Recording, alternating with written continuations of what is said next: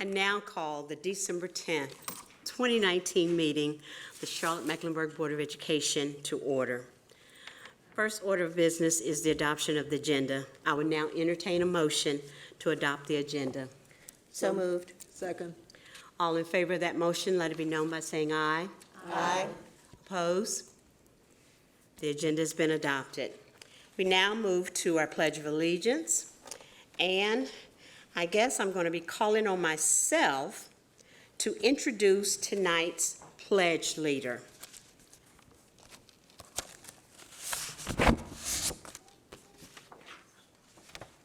It's on your tongue.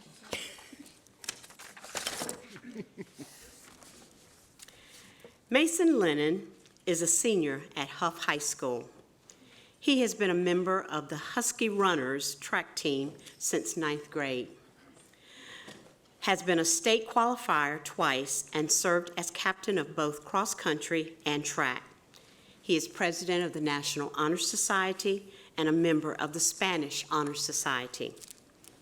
Mason is an Eagle Scout candidate in Troop 200, Huntersville. He served on the Lake Norman Chamber Junior Leadership Council and as a House page in the North Carolina General Assembly. He was appointed as a delegate to the 65th Annual Tar Heel Boys State last summer by American Legion Post 86, Cornelius.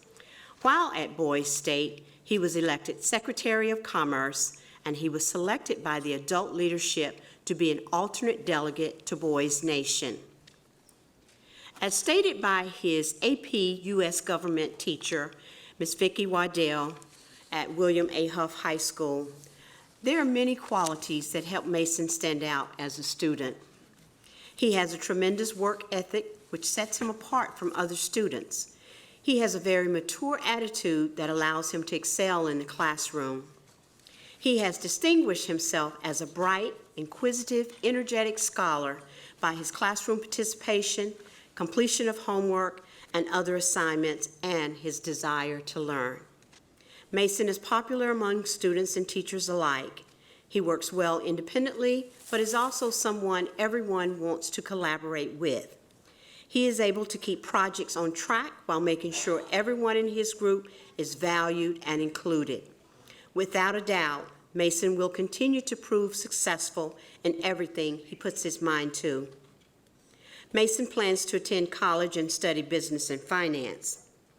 Accompanied tonight by his mother, Ms. Rhonda Cheek, and stepfather, Brent Cheek, as well as Huff principal, Dr. Laura Rosenbach, AP government teacher, Vicki Waddell, his cross-country track coach, Andrew Carrington,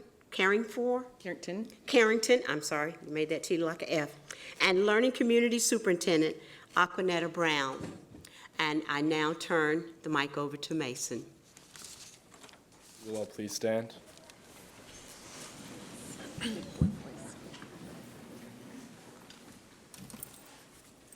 I pledge allegiance to the flag of the United States of America And to the republic for which it stands, one nation, under God, indivisible, with liberty and justice for all.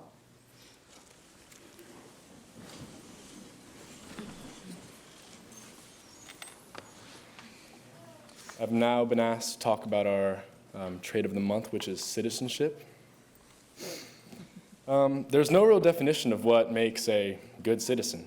In fact, citizenship really just means belonging to a place, being a citizen, having your individual rights granted by said place.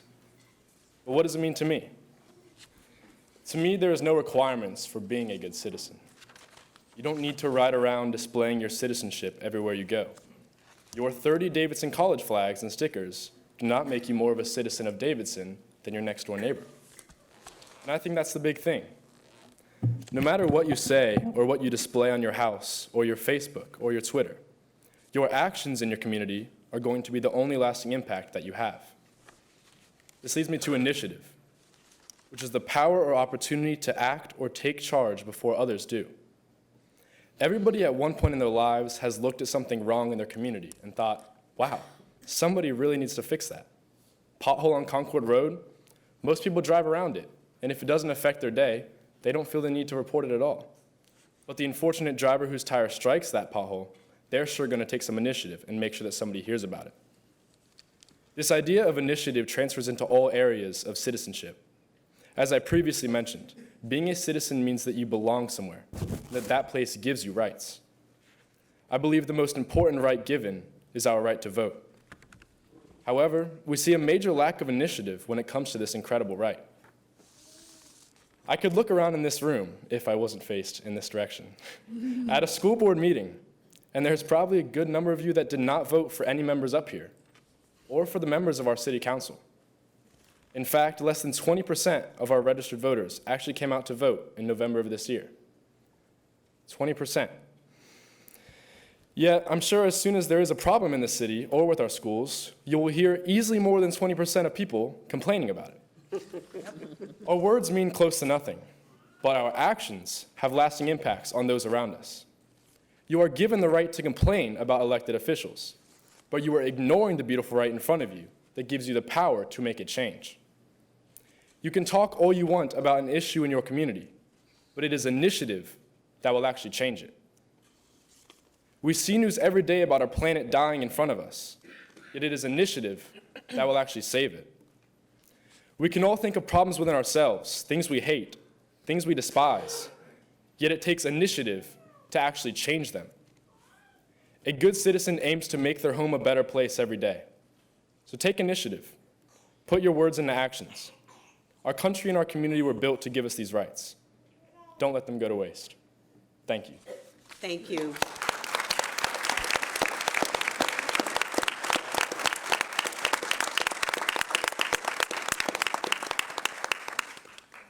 And those folks that I named that accompanied Mason, his stepfather, Brent Cheek, please stand. His principal, Dr. Laura Rosenbach. AP government teacher, Vicki Waddell.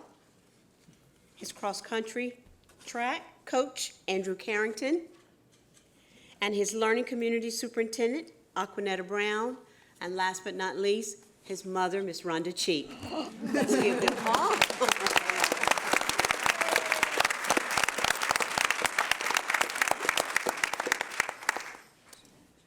We now move to our installation of new board members. As my last official act as a member of the Charlotte-Mecklenburg Board of Education, it is my honor to introduce Judge Aretha Blake, who will administer the oath of office to our newly elected and re-elected board members. I am going to read Judge Blake's attached bio. Judge Aretha V. Blake serves as a district court judge in North Carolina's 26th Judicial District, Mecklenburg County. Judge Blake is a certified juvenile court judge presiding over cases involving youth who have been abused, neglected, or are without caregivers and who are involved in the criminal justice system. Prior to juvenile court, Judge Blake presided in family court, addressing issues impacting families and children throughout the community. She has worked with and for children and families for over 20 years. Oh, Judge Blake, you're too young to do that. As a volunteer, a servant leader, a fundraiser, a grantor, connector, and pro bono attorney. A native of rural Johns Island, Charleston County, South Carolina, Judge Blake is an honors graduate of the University of Georgia School of Law, where she was a member of the Georgia Law Review. She also graduated with honors from Florida State University with a degree in psychology and was inducted into Phi Beta Kappa. Judge Blake practiced antitrust and business tort litigation for 6 years at Parker Poe Adams and Bernstein LLP in Charlotte, and also owned Baker & Blake LLP, a successful small law firm where she practiced in many areas, including family law, estate planning and administration, education law, and business and nonprofit representation. Prior to joining the bench, Judge Blake practiced family law, business law, and estate planning and administration as a solo practitioner. She is licensed to practice law in North Carolina and South Carolina. Judge Blake has been recognized as one of Charlotte's 50 most influential women by the Mecklenburg Times as a leader in the law, an emerging legal leader by North Carolina Lawyers Weekly, twice as a rising star by North Carolina Super Lawyers Magazine, and as legal elite by Business North Carolina magazine. In recognition of her community and pro bono efforts to serve children, she received the YMCA of Greater Charlotte's George Williams Award, the North Carolina Bar Association Citizen Lawyer Award, the Mecklenburg County Bar Association Small Firm Pro Bono Award, and the Council for Children's Rights Small Law Firm of the Year Award.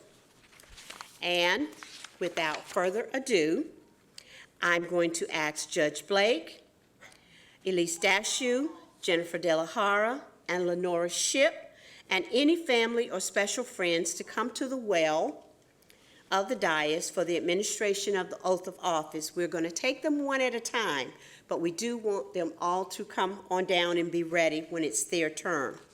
After the oath has been administered to each board member, I will turn the gavel over to the superintendent, and he will lead the board in the election of the board's new chairperson. Okay, all right. Ms. De La Hara, you and your family will be first. And if we could get Ms. Shipp and her group over on this side maybe, and Ms. Dashew. My group is still en route. Okay, hopefully they'll be here by your turn, but we'll have you back. All right.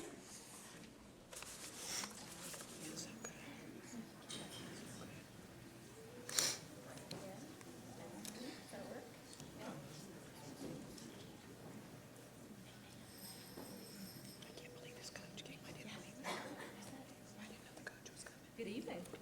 Raise your right hand.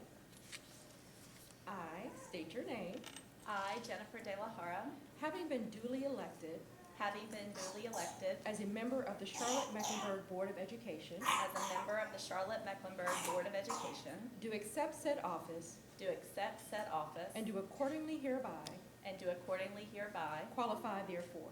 qualify therefore. I state your name, I, Jennifer De La Hara, do solemnly affirm do solemnly affirm that I will support and maintain that I will support and maintain the Constitution and laws the Constitution and laws of the United States of the United States and the Constitution and laws and the Constitution and laws of North Carolina, of North Carolina, not inconsistent therewith, not inconsistent therewith, and I will faithfully discharge and I will faithfully discharge the duties of my office the duties of my office as a member of the Charlotte-Mecklenburg Board of Education as a member of the Charlotte-Mecklenburg Board of Education upon my solemn affirmation. upon my solemn affirmation. Congratulations. Thank you.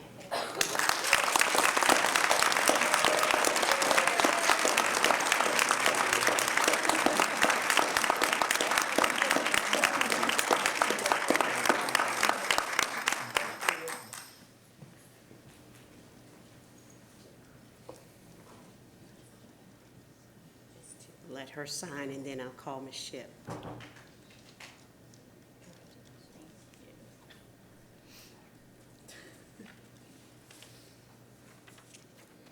Signing your life away, Jennifer.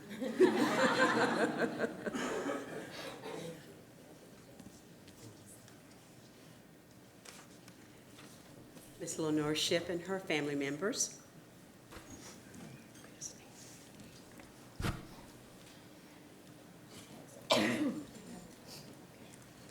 You raise your right hand, put your left hand on the Bible, please.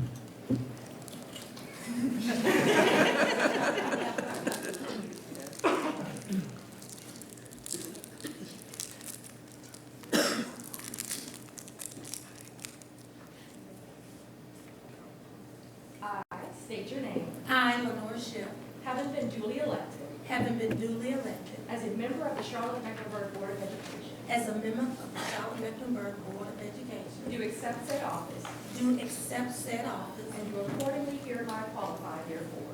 and do accordingly therefore qualify. Say that. You can practice that, but that's a tricky part. And do accordingly hereby And do accordingly hereby qualify therefore. qualify therefore. I state your name, I, Lenore Shipp, do solemnly swear do solemnly swear that I will support and maintain that I will support and maintain the Constitution and laws the Constitution and laws of the United States of the United States and the Constitution and laws and the Constitution and laws of North Carolina, of North Carolina, not inconsistent therewith, not inconsistent therewith, and I will faithfully and I will faithfully discharge the duties discharge the duties of my office of my office as a member as a member of the Charlotte-Mecklenburg Board of Education. of the Charlotte-Mecklenburg Board of Education. So help me God. So help me God. Congratulations.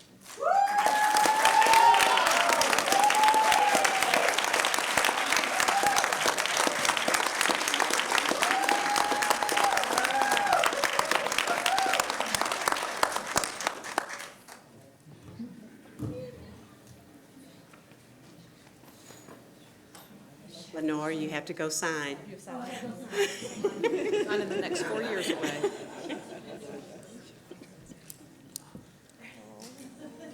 My daughter had finals that went long at Wake Forest, and she is still driving here. So I'm going to ask,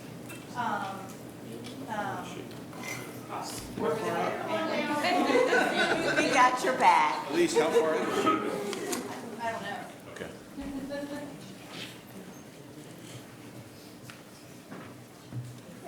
Thank you. Wake Forest graduate, I apologize. As somebody who lives on I-77, I apologize. It's public college, I'm in the college.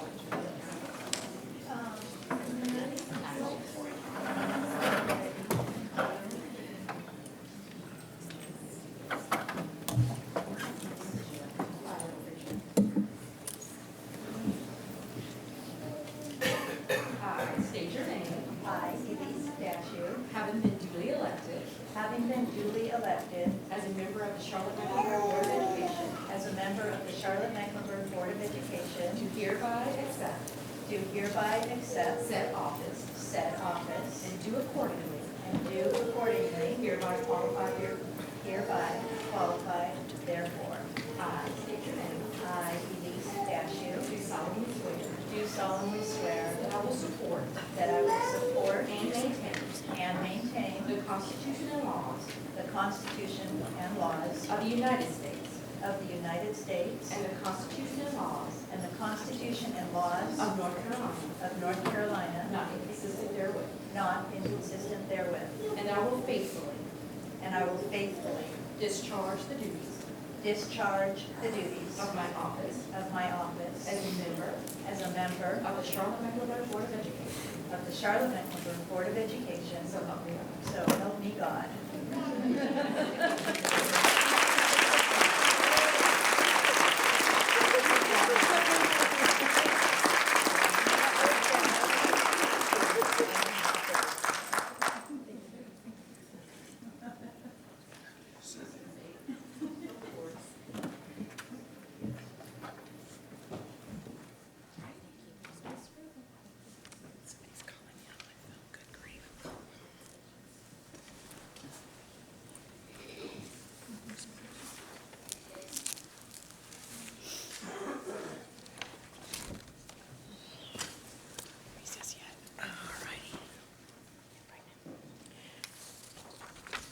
And with the signing of Ms. Dashiell's life away, I will now turn the gavel over to the superintendent. And we need to get our new board members up here. Yes, we do. Bittersweet. It is more sweet than bitter.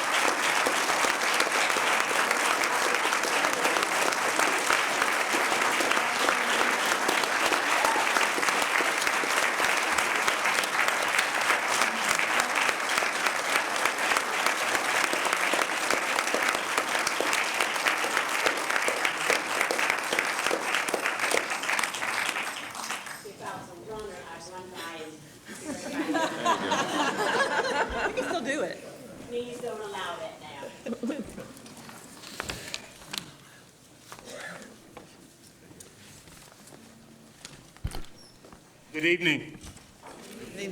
The election of the chair of the Charlotte-Mecklenburg Board of Education will proceed according to the following procedure. I will call for nominations. The nominations will continue until every member who desires to do so has had an opportunity to place a name in nomination or until a motion is approved by the board to close nominations. After the nominations are closed, if there is more than one nomination for the seat, I will call for votes for each person in the order in which they were nominated. The first person who receives a majority of the votes of those board members present will be elected the new chair and will assume office immediately. Nominations. The floor is now open for nominations for the chair of the Charlotte-Mecklenburg Board of Education. I nominate Elise Dashew as chairperson of the Charlotte-Mecklenburg School Board of Education. I second the nomination of Ms. Elise Dashew as the chairperson of the Mecklenburg County, Charlotte-Mecklenburg Board of Education.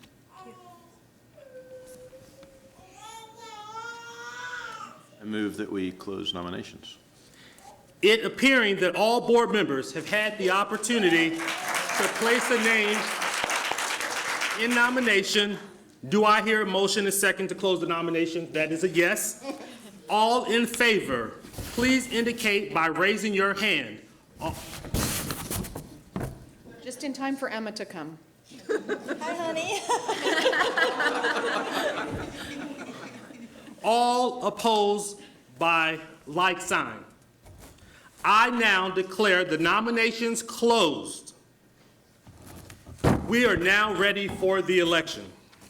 All in favor of Elise Dashew for the chair of the Board of Education, please indicate by raising your hand.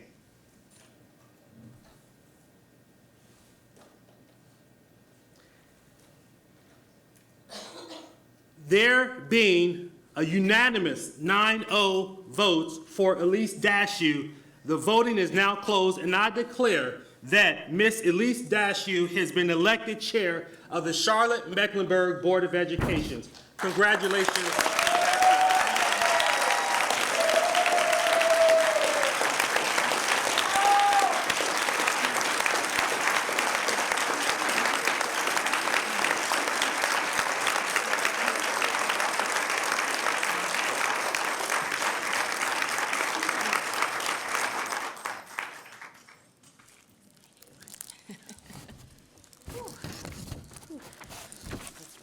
All right, thank you. Thank you, colleagues. So we'll now review the procedure for the election of the vice chair of the Charlotte-Mecklenburg Board of Education, and we'll proceed according to the following process. I'll call for nominations. The nominations will continue until every member who desires to do so has had an opportunity to place a name in nomination, or until a motion is approved by the board to close nominations. And after the nominations are closed, if there is more than one nomination for the seat, I will call for votes for each person in the order in which they were nominated. The first person who receives a majority of the votes of those board members present will be elected as the new vice chair and will assume office immediately. So a similar process. So the floor is now open for nominations for the vice chair for the Charlotte-Mecklenburg Board of Education. Madam Chair, Yes, ma'am. I would like to nominate Ms. Thelma Byers-Bailey for the role of Vice Chair of the Charlotte-Mecklenburg School Board. Ms. Byers-Bailey is in her second term on the CMS Board. Her experience involving the many complexities of running a school system, along with her deep community roots as a Charlotte native and West Charlotte graduate, and involvement in her community will help tremendously as we move through the coming days and months ahead. I am happy to support her in this endeavor. All right, I hear a motion. Do I hear a second? I'd like to second that. All righty. So it appears that all board members have had the opportunity to place a name in nomination. So do I hear a motion and a second to close the nominations? So moved. Second. All right.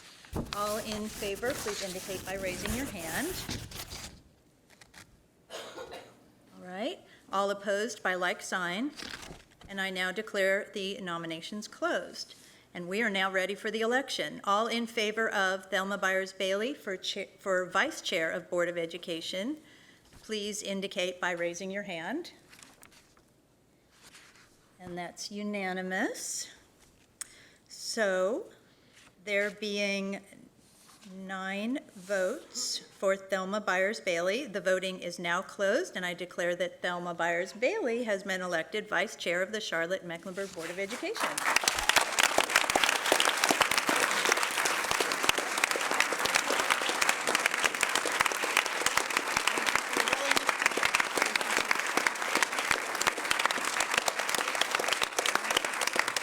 So the board is now going to take a 10-minute recess.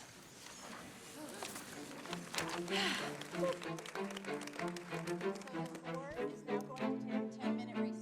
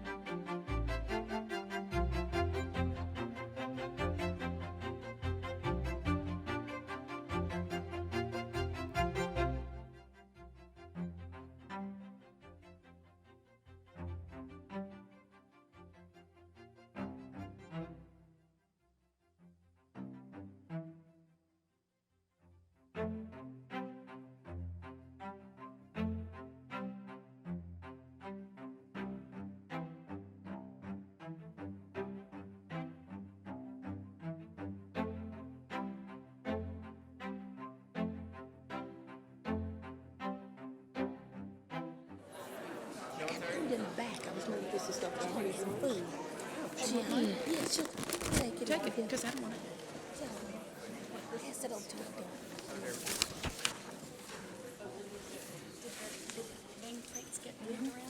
You are. Yeah, you are right here. Right here, Thelma and Ruby, the right person. No, she's here. Right here? Margaret is between. Margaret's like, I don't know where I am. Thank you, sir. Is that right? This has been my seat for... Hello again. Thank you, Jeter. I forgot to Sure we're look. right. Next to. Oh, Margaret's next on this side of me, okay. Yes, there is a bag right there. I'm addicted to mints, you should just know this. Yes, so she should be passing out a cup. Settled?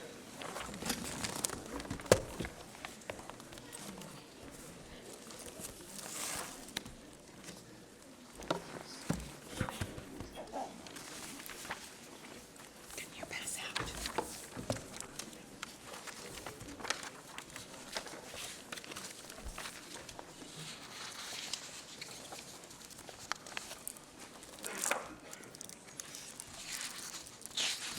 This is a double, that's like a wish. All right, is everybody settled? And we shall reconvene. We have Mary McRae and Erica Ellis Stewart in the house. If you all, we're not quite ready, we're not quite done with you. We're not quite ready to say goodbye just yet. So if you could come to the podiums, we just have some words that we wanted to share with you. So, yeah. Been a while since you've been over there, huh? Let's see. 2010, 2011.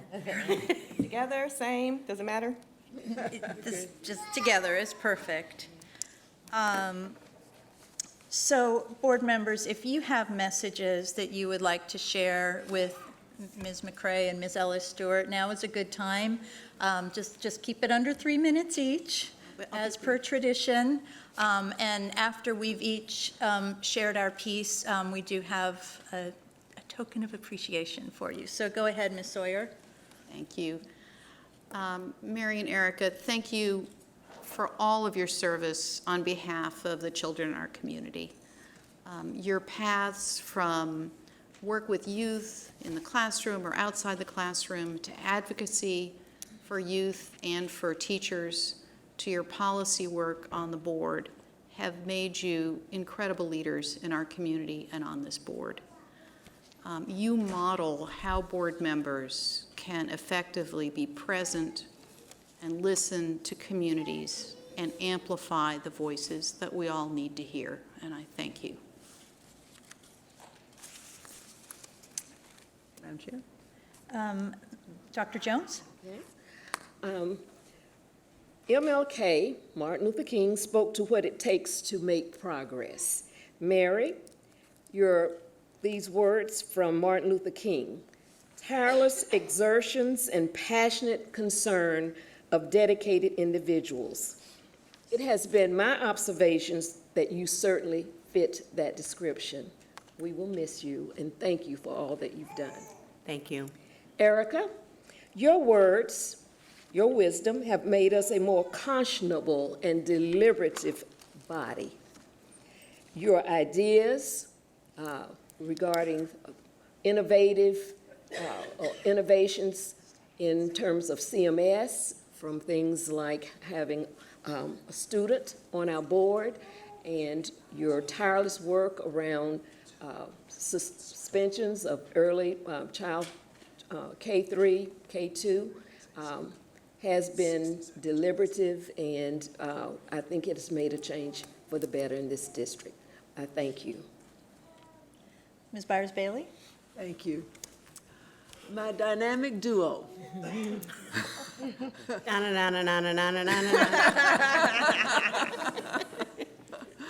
When I watched the two of you get elected for your first term, I was thrilled. And you never disappointed. Then when I was able to join you, I learned so much more. Erica, as Ruby said, you brought so many innovations with our student representative, K2 suspensions, mental health, all of those issues. You were such a strong advocate that we had no choice but to listen. and to move in those directions, because you weren't going to let us go. You weren't going to stop until you got it done, and you did. Mary, your leadership has put me where I am today. I have watched you, I have learned from you, and I hope I don't disappoint you. Thank you. Ms. Marshall? I'm going to address each of you separately. Erica, it is a gift to know how to ask questions. And Erica Ellis Stewart has that gift in spades. She knows how to get to the heart of the matter quickly. Sometimes those questions make us a little uncomfortable, and we sometimes squirm up here when she asks some questions. And as she's speaking, I often have been thinking to myself, why didn't I think about asking that? But along with the ability to ask questions, she brings in research to help guide our thinking and planning. And this quality is going to be hard to replace. We are better when we spend time carefully questioning and examining our decisions. And thanks for making us better, Erica. And Mary McCrae is a warrior. I've seen her fearlessness when tough decisions are to be made. I've seen her dedication and toughness on display when she's even feeling ill and should be at home, but is in her place for meetings, hearings, events at school, etc. She doesn't let anything get in her way of the work of this district. She is a warrior for our children and for our staff. And I've also enjoyed Mary's sense of humor, as you all seen that on display. She can laugh at herself and at situations and is so very approachable and real. Mary has forgotten more about this district than any of us will ever learn. We will miss her institutional knowledge as well as her read on what needs to happen in the present. Have a well-deserved rest, Mary McCrae. Thank you. Plan to do it. Mrs. Cheek? Well, I spoke briefly to each of you last night, but I'll repeat a little bit to Erica, the one who always challenges me. Many would say we're on polar opposites of most issues, but what we have been able to do in 8 years together is understand and respect each other and hone it down to what really matters to both of us, which is doing good things for children. We have so many connections through our caring about health and mental health issues. And that is, I think, something that unites us. And I think more people in this community could probably learn from how we have been able to work together to do good things by seeing how we put aside the things that we know are definitely our differences and really just focus on those things which are our common ground. And so I appreciate you so much. And I'm looking forward to seeing what you do to make a difference. And I think that it will be very focused on mental health needs in this community. And that is something that I'm very excited about. I'm not excited about the issue, but I'm excited that you're going to be a warrior for that issue. To Mary, I'm going to try to say this as easily as I can. When you joined us, it just brought a new sense of balance and sense of calm to this board.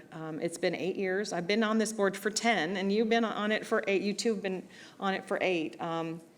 When you came, though, it just brought something different to the table that this board had never had. I'm not sure we'll ever get it back. The institutional knowledge that Margaret mentioned, but just the overall caring. You love CMS. From the janitors to the bus drivers to the students to the teachers to administration to the policy part of it to just the entity itself. And you are CMS. And I'm going to miss you as a friend and as a colleague, and that's all I'm going to say because my eyes are starting to leak again. So It's your allergies. It's my allergies, and we share the allergy problem together. So I'm going to miss you. Mr. Strain? Thank you, Madam Chair. I'm going to miss you guys because I think we've done some great work together over the last 2 years. And I can't thank you enough for your service to the community. Erica, your advocacy for your constituents and on key issues like mental health that I've so enjoyed working with you on for our youth and our community it is a fine example that's really set a bar for all of us. Mary, I can't think of a better example of strong and principled leadership, and I'll leave it at that, because I think it's really been fantastic to work with you, and we've needed it on the board in terms of the strength in leadership and driven through principles looking after every child, and I appreciate that. Ms. Sanders? So I haven't been on this board longer than everyone else, but I've learned a lot just like observing you guys, and I kind of wrote down like some thoughts as I was trying to think. So for Ms. Stewart, I wanted to thank you because I know you played a big role in actually creating the student position, which means a lot to me, obviously. I know like you're a big advocate with that and working with Generation Nation and stuff, so I really appreciate what you've done. I believe that, having a student on board, of course, brings a different element to the board, so I'm really excited that you had that idea. And for Miss Mary, I tell my mom a lot, like when we leave the meetings, that I want to be like you when I get older. Could you have like this kind of like classy, kind of sassy attitude about you? I was like, when I get older, I want to do that. Like I was like, it's almost like she's cursing you out, but like in a really nice way. So I just wanted to say that, and also listening to Ms. Stewart's opinion on like mental health was really enlightening. Like I didn't, of course, as a student, I thought about it, but like the way you bring it to the board in like a professional manner, and you kind of, remind the board that it is a problem in schools, that kind of thing. It was really enlightening to a lot of me and other students. I just wanted to thank you both. So. Thank you. I like that, classy and sassy. I do too. Down in history. I know. Since we're a team, Mr. Winston, do you have anything to add? Sure. Thank you, Madam Chair. So one of the things about going last is that everything has already been said. And I want to thank each of you, both Ms. McCray and Ms. Ellis Stewart, for your leadership, your compassion, your desire to always do what is right, even in the face of adversity, never shying away from your convictions. And Ms. McCray, your leadership on the board as chairperson, but also prior to that in your role as a teacher, as an educator. And you continued that role because once a teacher, always a teacher. And so you continue to teach us. And so I want to thank you for your servant leadership.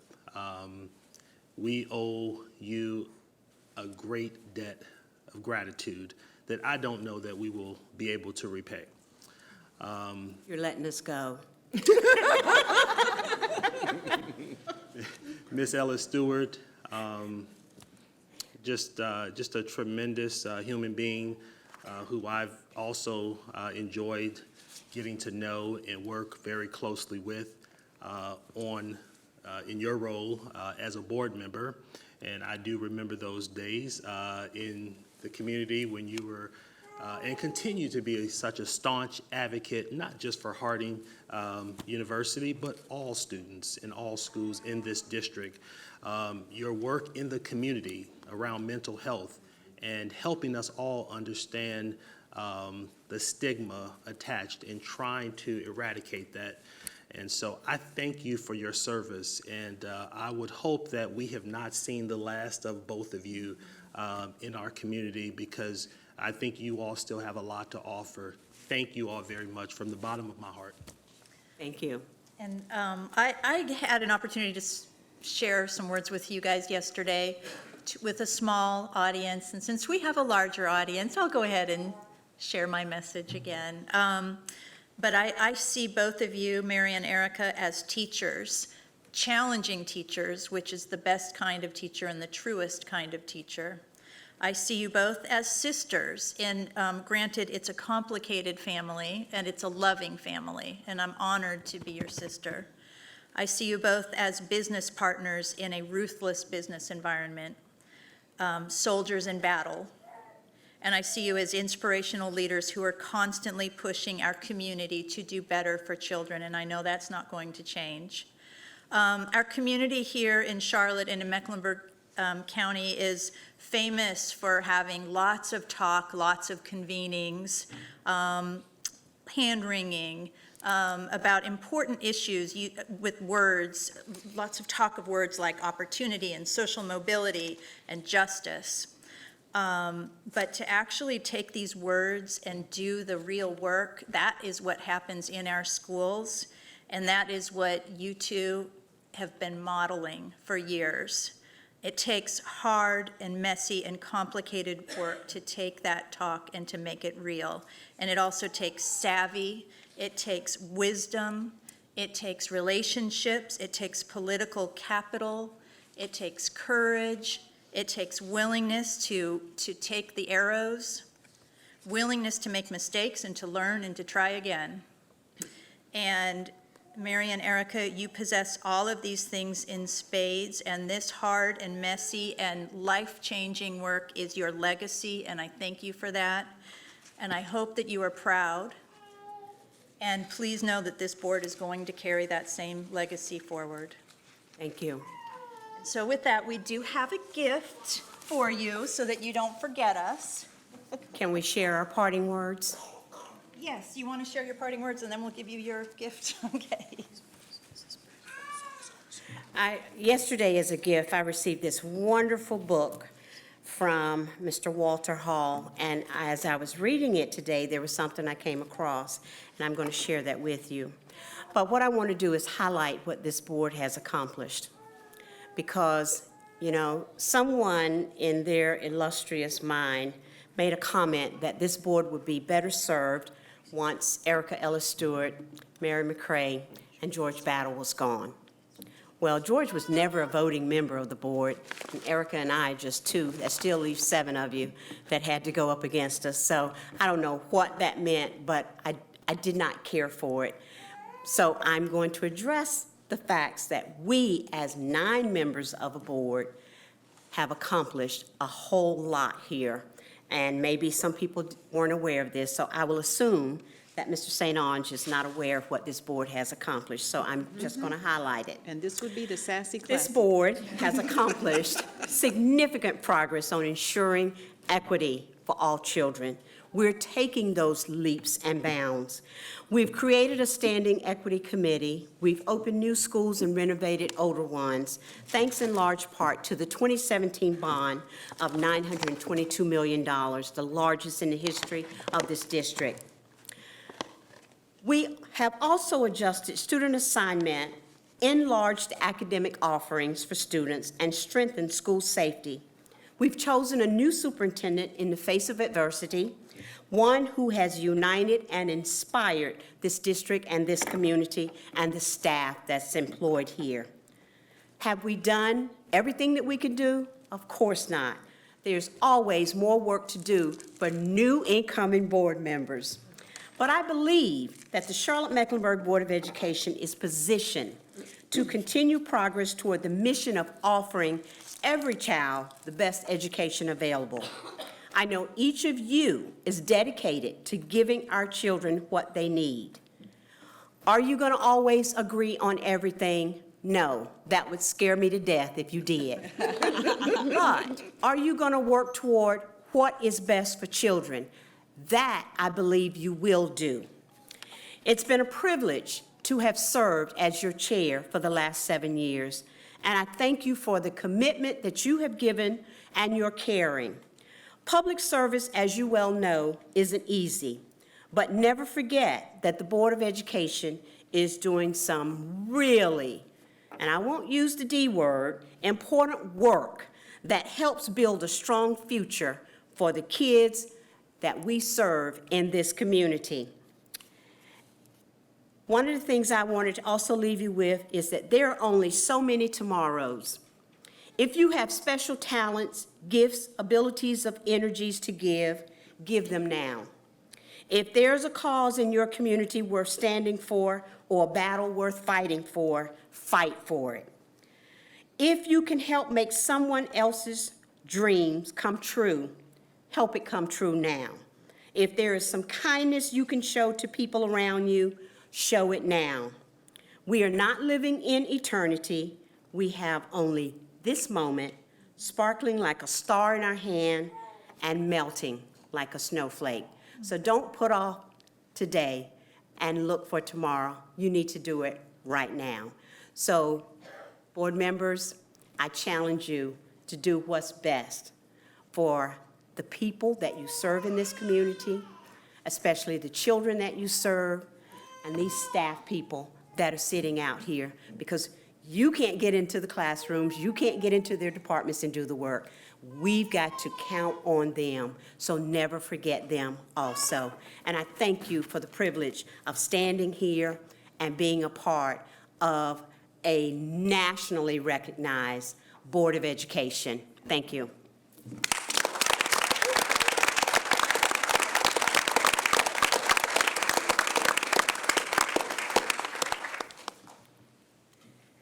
Wow. What a journey it's been. It's been since 2011 since I've been on this side of the dais. I think the last time I spoke, I stood right here and I made my 3-minute pitch as a parent who was advocating for children throughout our community. It's been an amazing journey to transition from a mother and an advocate and someone who just wants to see justice and equity and excellence for our children, and to do that on the other side of the dais. Mary's absolutely right. This board has accomplished a tremendous amount in the last 8 years. But on the other side of that, there's so much more work left to do.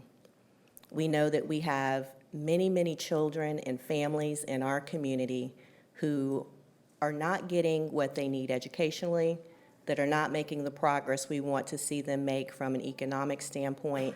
And the job that you all do of education, of public education, matters more than anything. This job of serving as a member of the Board of Education, I know we get the lowest stipend of everybody, but it's the most important job because education is the great equalizer. It's the thing that can propel anyone forward, up and above their circumstance and beyond their wildest dreams. So to the extent that you focus on this, that you perfect it, and that you do it with a sense of urgency is incredibly important. As I'm leaving my seat, it's amazing to know that I've been a part of just a little bit of what we've been able to do for our community. When I started this work, and don't judge it by my hair, I was only 37 years old. 8 years has aged me tremendously. But I had 2 children in the school system. They've both graduated from K-12. One's out of college, one is finishing this year, knock on wood, and I've got one in law school. That's in large part due to the preparation that an education in Charlotte-Mecklenburg schools can provide. I came to Charlotte-Mecklenburg schools as a very young parent. Both of my kids started as 4-year-olds in the Montessori pre-K program, and I showed up for everything. And if my kids and the kids around them couldn't get what they needed, you know I showed out. Y'all have seen that. What I want to say to you all, particularly the new members, this work is hard. As Elise said, this work can be messy. You will not always agree, but you do need to lean on one another. You do need to understand each other's perspective. You need to do the research and the homework, and you do need to ask the very tough and hard questions so that, one, you understand what you're voting for every time you say aye, or if you have the fortitude to vote against it, and you should vote against some things from time to time, understand why you're doing that as well. This job is just as much science as it is art. Vote your conscience, vote your heart, but do it with preparation. I can tell you every time I came to the dais and had to make a vote, I did that. I voted my conscience, I voted my heart, and I did it with preparation, with the exception of one time. And that one time will always stick with me. So it's really important to do that. Mary's tapping me. I'm going to say one last thing, because it wouldn't be appropriate if I didn't. My good friend, Jeff Jackson, one day he had a snow day in the legislature. You all may remember that if you're on Twitter. He said he was showing up for the legislature to do work even though they were off, and he passed so many bills by himself. So this is Erica's snow day. This is my wish list for you, things that I hope that you will take up. We've done some things around pre-K to second grade suspension, which is great. But we still have work to do to address the disparities that underlie many of those decisions around suspensions. I hope that in the future you all will consider going back and taking a look at the moratorium on suspensions, and that is not to say you don't suspend and you don't do anything else. It's recognizing that many of our youngest students are coming to us with a tremendous amount of trauma, with a tremendous amount of dissocialization, and their outbursts are the result of many of the things that they're facing at home and in the community. And so I hope that you'll go back and look at that. Another thing on Erica's snow day wish list for you all is that you would think about looking at how we can make high school start times later. We know that the research says that high school students, their brains and their development, they will benefit from a later start time. Think about the logistics of it. I know that it's rough, but think about what it will do for the success of our high school students.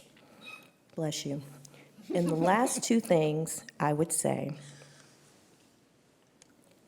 if you would continue the work of lowering our ratios for all of the employees who support the emotional and mental well-being of our students. We've done tremendous work and we've hired a number of folks, but the ratios for school social workers, school psychologists, and guidance counselors is still well above the national average. And our students suffer every day that we're not closer to that average. And the last thing is, even though we have been able to approve pay increases for our staff, and I know a big part of that is up to the legislature, if Erica could wave her magic wand and do this as a snow day decree, I would hope that we would get CMS to and beyond the national average for teacher salaries, starting teachers and all of those in the pipeline, and that on top of that, we could give our teachers at least a 10% differential of the local supplement. We need to get back to being a competitive arena, and we need to get back to treating teachers as the professionals that they are. With that, I'm going to miss you all. I'll be back from time to time to speak, but I hope that you will continue to do good work, that you will be blessed, and in turn, you can be a blessing to the children of this great community. Thank you.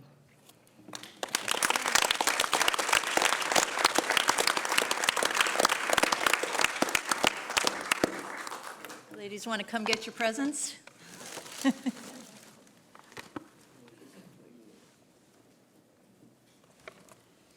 So this one is for Erica, and it is heavy, so hold it from the bottom. Yours isn't so heavy, Mary. Those diamonds, they don't weigh very much. It's a sassy bag.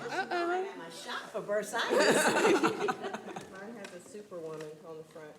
Just to say that it's heavy. Just don't want the bag to fall apart. Thanks, ladies.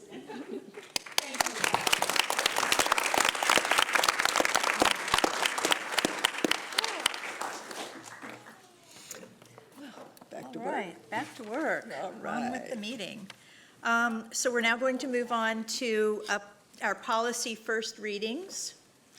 And Dr. Jones, as chair of the policy committee, Dr. Jones will lead us in the first reading of the following policy matters. A, proposed revisions to policy IKF, graduation requirements, which we are fast tracking, and then B, elimination of exhibit BHE, protocol for constituent services. Thank you, Madam Chair. Policy IKF, graduation requirements. Members of the board, the item before us tonight is the first reading for the recommended changes of policy IKF, graduation requirements. As this is a first reading tonight, There can be no discussion or debate on the recommended changes at this time. After the passage of SB 621, CMS decided to look at our requirement for a graduation project and decide whether to continue in our current form. After much discussion, staff recommended that we eliminate the requirement of a graduation project for a high school diploma. This staff recommendation was discussed at the November Policy Committee meeting and was approved by the committee by a 3-0 vote. So, Madam Chair, on behalf of the Policy Committee, I conclude the first reading for Policy IKF. All righty. All right. Do you want to take us through the reading of elimination of Exhibit BHEE, Protocol for Constituent Services? Okay. Exhibit BHE-E, Protocol for Constituent Services. Members of the board, the item before us tonight is the first reading for the elimination of Exhibit BHE-E, Protocol for Constituent Services. As this is a first reading tonight, there can be no discussion or debate on the recommended changes at this time. During the board retreat on November 7th and November 8th, the board determined that this exhibit was no longer consistent with our current efforts. As such, we decided to move forward with the elimination of this exhibit and to task the superintendent to develop a corresponding regulation to policy BHE instead. This was discussed at the November Policy Committee meeting and was approved by the committee by a 4-0 vote. So, Madam Chair, on behalf of the Policy Committee, I conclude the first reading for Exhibit BHE-E. All righty, thank you. So we will now move on to our public hearings. We have one public hearing tonight, and the rules are as follows. Each speaker will have a maximum of 3 minutes to address the board. You may only talk about the topic that is the subject of the hearing during which you are speaking. No personal attacks will be allowed.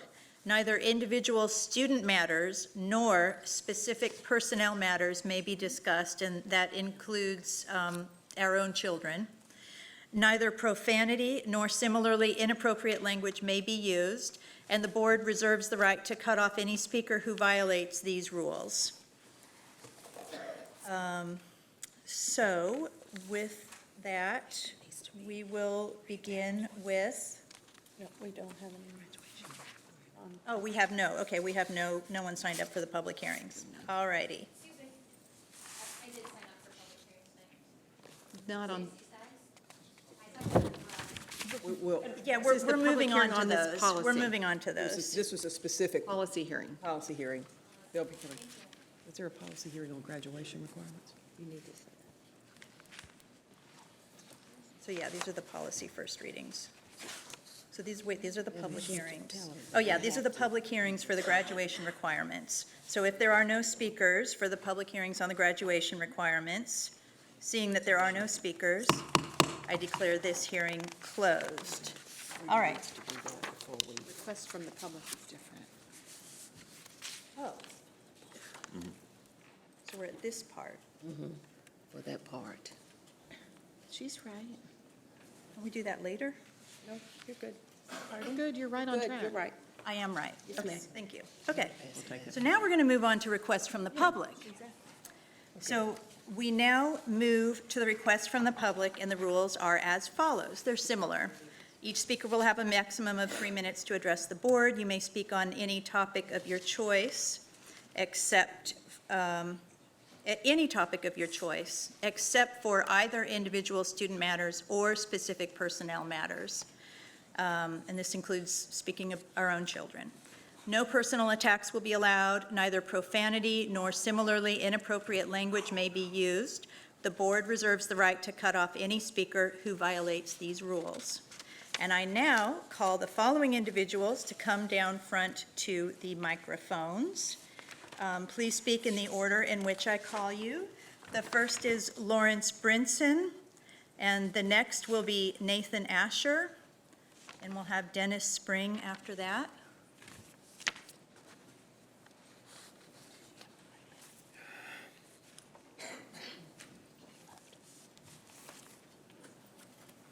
All right, Mr. Brinson. How are you? Members of the board, thank you for this opportunity to be here tonight. I just came, and I don't want to take up too much time, but we did not want this moment to pass without recognizing the members who are exiting the board, as well as acknowledging the ones who are coming onto the board. And we just wanted to say thank you for your service and everything that you have done, because we know being an effective school board member is not an easy task, especially in today's climate of change and challenge. School board members must be knowledgeable about many complex education and social issues, carry out initiatives and directives from federal and state governments. So we want to thank you for giving your thank you for giving countless hours and personal time to the demands of governing our public schools. And we want to say a special thank you to our favorite educator, who happened to be the past president of the Charlotte-Mecklenburg Association of Educators, Ms. Mary McCray.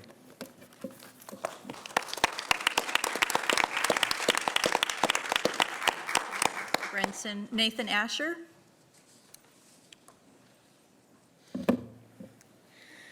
Hello, my name is Nathan Asher. I'm a student at Charlotte Teachers Early College. I'm a junior.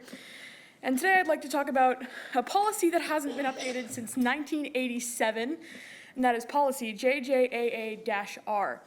This policy specifically covers club inductions, and there is a section in there that is types of dress.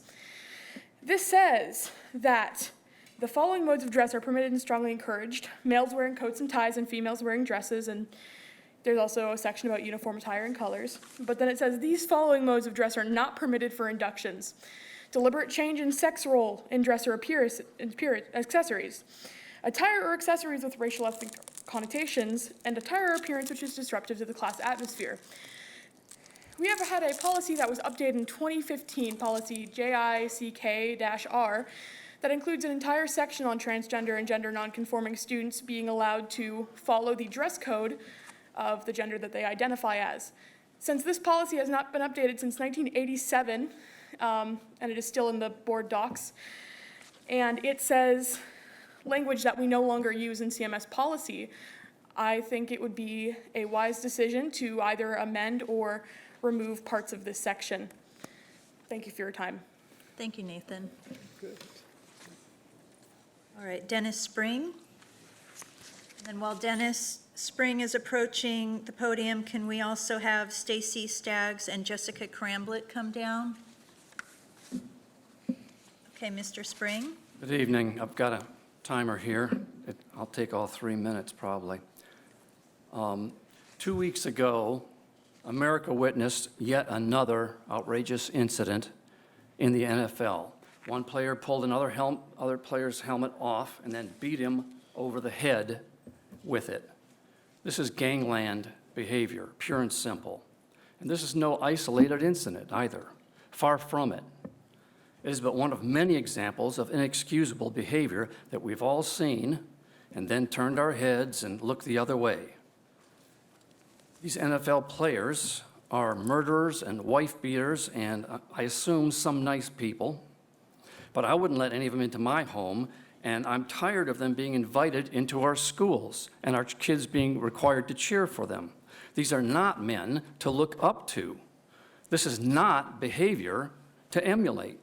And I urge this school board to please stop allowing professional athletes into our schools and exposing our children to their corrupt behavior.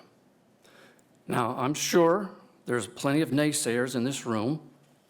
They'll be quick to point out the positive aspects of letting these guys into our schools, and those aspects basically fall into two categories of what I consider irrational thinking. First rationale: they bring money and gifts for our kids. Well, come on, this reasoning is just unconscionable. I mean, a child abductor brings a bag of candy to get kids into his van. Our children are being shown that any kind of behavior is acceptable as long as the perpetrator brings money for them. And this rationalization is endemic in football culture. Athletes are taught by example that any behavior is acceptable on Saturday as long as they score a required number of points on Friday night. The second rationale for allowing these guys into school is football's the best way to teach teamwork and sportsmanship. I disagree. There's no better team building experience than building something positive together, whether it be a habitat home, a science project, joining together, creating great music in a band or an orchestra. Those are all great team building experiences. And sportsmanship, come on, how many times have we heard the NFL coach's motto, and I quote, "Winning is not the most important thing, it is the only thing," quote. That is not sportsmanship, and everyone in this room knows it.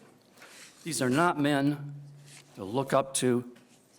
This is not behavior to emulate, and I urge this board to please consider not allowing professional athletes into our schoolrooms and our classrooms and our auditoriums in the future. Thank you very much. Thank you. Got that in 3 minutes. Ms. Staggs.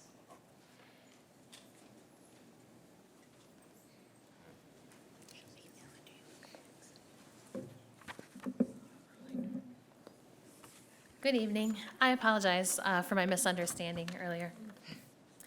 Thank you all for the opportunity to speak here tonight. I've heard a lot of great things about the Charlotte-Mecklenburg School Board, and it has been a great thing to watch the admiration that you all have for each other and the work that has been accomplished so far. I am a parent in CMS. I have twin girls who are in the EC kindergarten. And I wasn't able to attend the last school board meeting, but I do understand that the board has approved the Office of Compliance and Transparency. I know a lot of us feel very hopeful at this renewed commitment that will help everyone in the district move forward together and achieve more favorable outcomes for our students. The reason I asked to stand up and speak tonight is about an issue of compliance and transparency under our prior superintendent. As I understand from media reporting, thank you, Wilcox changed to a different vendor to complete background checks for new hires that were coming into the district to work. And that change caused the important fingerprinting to fall out of the process, which we know is out of compliance per state regulations. As such, and again per media reports over the summer, there were 3,533 employees brought in between July 2018 and June 2019 that missed that important step. By July of 2019, actually it was WSOC reported that 1,193 employees had been fingerprinted, so there were 2,097 still outstanding. I'm not sure how to add an agenda item to the board, but I was hoping that there could be a closeout of that issue, something that tells us per whatever spreadsheet is being used to track this in CMS, that all of the 3,533 people have completed that fingerprinting and successfully passed the background check or stopped working in the district. We know that the lapse could potentially put students and faculty in undue danger. And I know that the Board of Education takes this seriously and shares the parents' concerns about this temporary lapse. I'm not here to point fingers at all. My purpose is to understand when this issue will be closed and how we'll all be told. Thank you. Thank you, Ms. Staggs. Jessica Cramblett, and while Ms. Cramblett is speaking, if we could have Laura Freeman, Crystal Walters, and Douglas Downs get ready.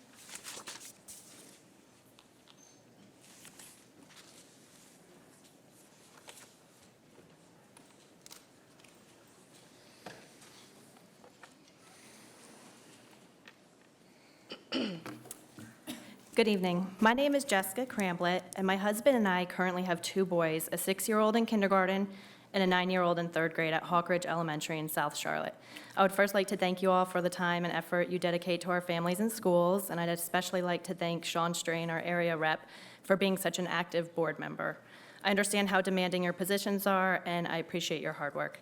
I've attended many of the community engagement meetings that were held regarding the Ray Farm School project, as well as many Board of Education meetings here. I'm here tonight to express my concern over the Board of Education splitting Rayburn and sending our children to 2 different elementary schools, Hawk Ridge, where our neighborhood wants to stay, and Polo Ridge, an unfamiliar school. As I just mentioned, I attended many meetings, and every meeting brought about changes in the boundaries. I believe it was not until the last community meeting in May, right before that final June 4th board decision was made, that our neighborhood even became aware of being split and started expressing our concern. The one constant I did hear over and over again at every single meeting I attended was how the board tries their hardest to keep neighborhoods together. Unfortunately, it appears that Rayburn was not provided the opportunity, and the split seemed to happen with very little concern. As it turns out, I was able to read through a policy that helped define and determine which neighborhoods will attend which schools. It was a student assignment plan, JCA, under Part 1, and it clearly states that you work hard to keep homeowner associations intact. It seems as though CMS staff has violated this policy by splitting up Rayburn, which is part of an HOA. I understand that Ray Road provides an easy boundary as a main road. However, it appears that staff failed to look deep enough to determine which neighborhoods fall on both sides of the boundary. And although Ray Road seems like a main road to most, it has never and will never serve to divide our community, as we have amenities used by all residents on both sides. The pool is on one side with a playground and a field track and 2 smaller playgrounds on another side. Our community events happen throughout the year on both sides. I've sent emails with little to no response other than Sean, and the one other response I did receive, in short, told me that the boundaries are set and will not be changed. Every single board member received an email from myself letting you know you were splitting a neighborhood, and this was brought to your attention well before our school assignment letters were sent out. In addition, I just want to mention to you all that Rayburn is a neighborhood that was started in 1985, making it arguably one of the oldest neighborhoods in our area. The neighborhoods surrounding us are much newer, came along much later. At one point, Ray Road was not even here to divide us. We are a very close-knit community, mostly filled with homes where both parents work. We rely heavily on our neighbors for support in school, as well as helping care for our children after school. We help share responsibilities and challenges that come with homes who have both parents working. Sending half of our neighborhood to a new school on a different bell schedule, where Hawk Ridge starts at 7:45 and Polo Ridge starts at 8:45, divides our neighborhood more than you have considered. Our only request is that you keep Hawk Ridge and our neighborhood, you keep our neighborhood attending Hawk Ridge, and Ms. you just have to Cramblett. manage to keep together all the newer, I'm done. Thank you. Okay. All right, Laura Freeman. Hi, thank you for letting us speak here today. I am not specifically a native, but I think many people would call me kind of a native of Charlotte. I've grown up here since I was 7 years old. I moved here in 1981, and I am a product of CMS. And I'm currently trying to get my teaching certificate to teach, hopefully with CMS, in the next year and a half. I have 2 children. One that's going to be a 5th grader. He goes to Hawk Ridge Elementary School, and he is grandfathered in. So I'm very happy that he gets to stay there. He would love to stay there this year. However, I have a 4-year-old that is getting ready to turn 5 next month, and she will be going to Polo Ridge. So this will be 2 kids in elementary school at 2 different schools. I'll let other people speak to this, but we have at least 5 or 6 families that are in the same boat. 2 children in the same family going to 2 different schools, 2 different bells, 2 different buses, 2 different activities for schools. We love both schools. I think that both schools are wonderful. I don't think it has to do with one being better than the other. I think our main point of our neighborhood, again, like what Jessica had said before, is that we're a close-knit neighborhood that was built in 1985. Ray Road didn't even come through our neighborhood before. The city actually bought 4 homes, split our neighborhood in half, and I think that they never thought that they would actually split our neighborhood schools. It's not 2 different neighborhoods, like some neighborhoods have a Southampton Commons or a Southampton Commons 1. We are one neighborhood, and that And that's the way that we would like to stay together, is to stay at one school and to stay at Hawk Ridge Elementary School. Thank you for your time. Thank you. All right, Ms. Walters. Hi, good evening. My name is Crystal Walters, and I have lived in my current neighborhood for 10 years and mainly moved to the neighborhood based on the schools assigned. I sent an email to the board a few months ago and only received one response from my current district representative. I attended several meetings regarding the new Ray Farms project, as many as I could, being a working mom of 3 small children. One of my children is currently in elementary, and 2 will be moving into elementary in the next 2 years.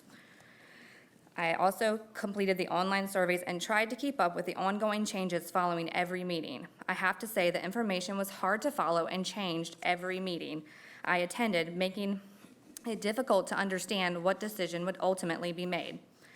The last meeting before the vote was the only meeting that showed the school boundary lines to split our neighborhood and HOA in half. I know several other neighborhoods were proposed to be split during this process, and they were allotted time to voice their concerns throughout the process. Since our neighborhood was only proposed to be split following the last meeting held on May 23rd, prior to the vote on June 4th, it did not allow adequate time for our neighborhood to voice their concerns. It is also believed that the board was probably not made aware of the split in our neighborhood until very close to the decision was made for the new Ray Farms School. And this assignment plan would be in violation of board policy, which try not to split HOAs. This is not a large neighborhood, but Rayburn is a very tight-knit community, most with 2 working parents. We share community facilities on both sides of Ray Road, including our pool, athletic fields, and playgrounds. We all rely on the help and support of our friends and neighbors to help each other with school activities, care, and other activities. If we become a neighborhood divided in 2 different elementary schools, our children lose a sense of comfort of going to school with neighborhood friends, and many parents lose the support that we rely on as we follow different bell schedules and travel in different directions. In addition, I am concerned about the decision made under the leadership of Dr. Wilcox and based on his resignations and the reasons surrounding it. Dr. Wilcox was quick to shut down other ideas, and based on the amount of changes and revisions to the Ray Farms School during the process of making this final determination. I think this decision should be closely reviewed by the new superintendent and the board moving forward. Every meeting I attended, the main concern was not to divide neighborhoods. However, this decision ultimately led to the division of our neighborhood for elementary and middle school education, and I do not believe we had adequate time to discuss concerns. It is CMS policy as defined by an HOA not to split neighborhoods to the extent possible. No staff has responded letting us know that keeping our neighborhood together isn't possible or that staff even know they have split an HOA. I appreciate the time that you all take to help make CMS the best school district it can be and urge you to reconsider keeping Rayburn together and allowing us to continue our assigned elementary school at Hawk Ridge Elementary. Thank you. Thank you, Ms. Walters. Douglas Downs, and while Mr. Downs is speaking, if Mary Ann Gaffney, Tony Motley, and Lisa York could prepare. Good evening. My name's Doug Downs. I'm one of the newer members of the Rayburn community since June of this year. I have been an Air Force veteran. I've moved around quite a bit and been in a lot of different communities and neighborhoods, and I have to say that Rayburn is the most accepting and wonderful community I've lived in my life. I really enjoyed living in a new community, and I have a daughter who is currently attending Hawk Ridge in kindergarten this year. Finding out very quickly, within 2 months of her starting kindergarten, that she has transitioned between multiple different daycares and moves and back and forth, to find out that she's going to transition again to a different elementary school after her kindergarten year was very frustrating. I think the board should do its due diligence and look at instead of the geographic boundary that was easy to look at to divide the different schools, but look at the actual communities and what the communities mean to the residents of those communities. So I urge the board to do the due diligence to look at that, and we'd appreciate that. Thank you. Thank you. Mary Ann Gaffney?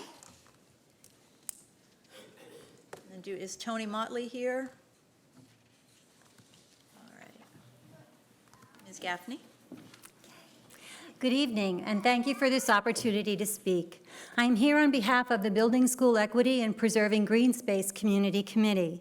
We would like to begin by thanking exiting Board of Ed members for their dedication and service, and congratulate the newly elected members, Jennifer De La Hara, Lenora Ship, and your re-election, Elise. Congratulations. We would also like to take this opportunity to thank the board for opening and continuing a dialogue with us regarding the location of the new South Charlotte High School. We continue to strongly believe that Old Providence Elementary School would be the wrong setting for the new high school due to the concerns with its location, the physical site, equity, and safety. Understanding that, we would like to pivot our focus to the fields and woods behind OP, the green space. In researching available green space in Charlotte, we have determined that out of 100 cities in the nation, Charlotte ranks 96th in available parks. Only 7.5 people out of 100 living in Charlotte are within a 10-minute walk of a park. The green space sits within a 1.5-mile radius of 5,000 homes.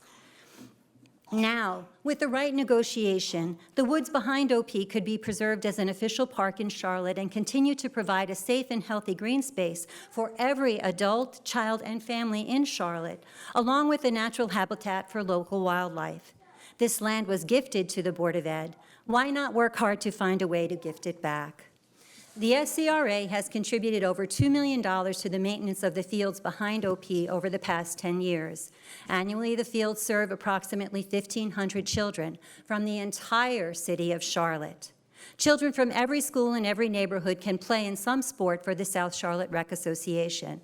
Through sports, children learn to enjoy being outside, learn the value of good sportsmanship, learn what it means to be part of a team, and learn the value of healthy exercise. Children grow into healthy, productive citizens through a combination of family, schools, and environment. You have an opportunity here to impact the high school experience and overall environment of thousands of children every day. Please pursue every available possibility to preserve this green space and build an equitable school. We are a large, strong, focused, and diverse group. We distribute weekly emails to approximately 300 addresses, and our petition to preserve the green space has been signed by over 2,800 people. We wish to work with you to enhance Charlotte, to build and design great schools, and to provide great spaces for children to play. We wish you the best this holiday season, and we wish you much success as a board in 2020. Thank you for your time and consideration. Thank you, Ms. Gaffney. Lisa York.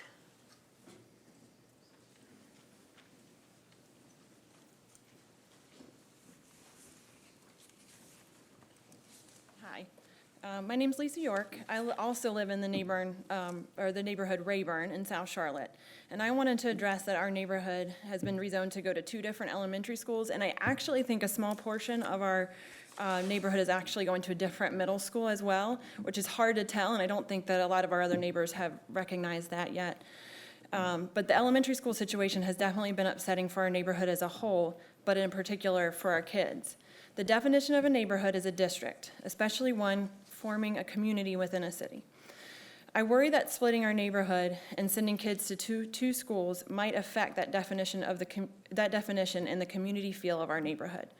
We are a neighborhood where our kids play together on the neighborhood playgrounds, swim on the neighborhood swim team, and enjoy friendships and socialization before and after school.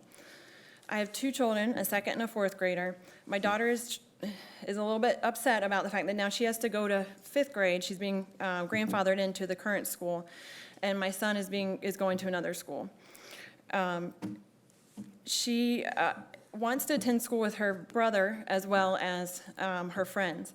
One of her main concerns is her friends missing some of her neighborhood friends. She worries she might lose some of those friends on the other side of the neighborhood. She won't be seeing as much as she would if she were staying at the same school. My children have really come to find Hawk Ridge as their educational home. My hope is that they would both be able to continue attending Hawk Ridge with their neighborhood friends. Thank you. Thank you, Ms. York. All right, so we will now move on to the consent items on the agenda. Is there a motion that the board approve the consent items? So moved. Second. All right, before we move to a vote, does any board member wish to pull any part of this item for individual consideration? I'd like to pull section I, All right. school improvement plans. Mr. Strain is pulling Section I. Anybody else? All right. So we will now vote on the motion minus Section I. All in favor of the motion, of the consent agenda motion minus Section I? Let it, Did we make a motion? let it be known by raising your hand. So that's all of us. Okay. So now, Mr. Strain, would you like to speak to Section I? Yes, thank you very much. I pulled item I as it deals with school improvement plans and to an extent, school improvement teams. And so firstly, I want to thank staff for the work they've done over the last 2 years. We have made substantial strides in terms of our school improvement teams, their constitution, their function, and indeed the school improvement plans. The school improvement teams are local boards for each of our schools. They're not constituted by us as a body, they're constituted by the North Carolina General Assembly and reaffirmed and reassorted by our own policies. And these are very important functions within the schools in order to bring both our faculty and our parents in those schools together in order to drive better student achievement and results within those schools. And I appreciate all of our staff, their work on the school improvement teams and the improvements made over the last 2 years, as well as the school improvement plans. That being said, we need to continue to work on that. I've talked to a number of senior staff about that. Kathy, I appreciate the time that you've spent and look forward to the continued work in that area. There's a number of areas. I won't go into the specifics that I've called out as certainly there are concerns or interests that have been raised by various colleagues as well. And so we look forward to continuing to work with you and your team and each of the learning community superintendents down to the principals in order to help influence those school improvement teams that don't belong to us. They belong to the community and to the schools, but they're ours to facilitate. And I look forward to the continued work to improve those for the kids in our schools and the staff in our schools. Thank you. All right. Was there a motion then to approve item I? And I move to approve item I, the school improvement plans. Second. All right. So all in favor of item I, let it be known by raising your hands. All right. So our consent agenda is now approved by unanimous vote. So we shall now move on to report from the superintendent, and I turn to the superintendent for this report. Thank you, Madam Chair.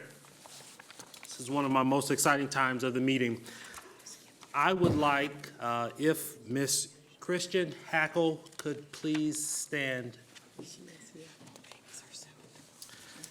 Ms. Hackle, it is my recommendation, and the board has approved, that you become the new principal of Devonshire Elementary School. You have served as the Title I New Teacher Support Coordinator for the Northeast Learning Community since 2016. Prior to coming to Charlotte-Mecklenburg schools, you taught at a charter school. You're already standing. I wanted to congratulate you and also ask if you have any family members or others with you that you would like to recognize this evening. Maybe. I'm fairly certain that you've heard my children all just doing their civic duty to let you know they have a voice, they want to be heard. I would like, that's mommy, yes. I would like to thank my amazing husband, Jim Hackle, who's here with me this evening, our beautiful miracle of a 25-week preemie, Henry, who is now a thriving 2.5-year-old, and sweet baby Ellie, who's 7 months and adores her big brother. And I would also like to thank the CMS community at large and all of the individuals who have been an amazing support to me in the 4 years that I've been with this district. I had the privilege and honor of coming in under Charity Bell and Steve Esposito, working with both of them for several years.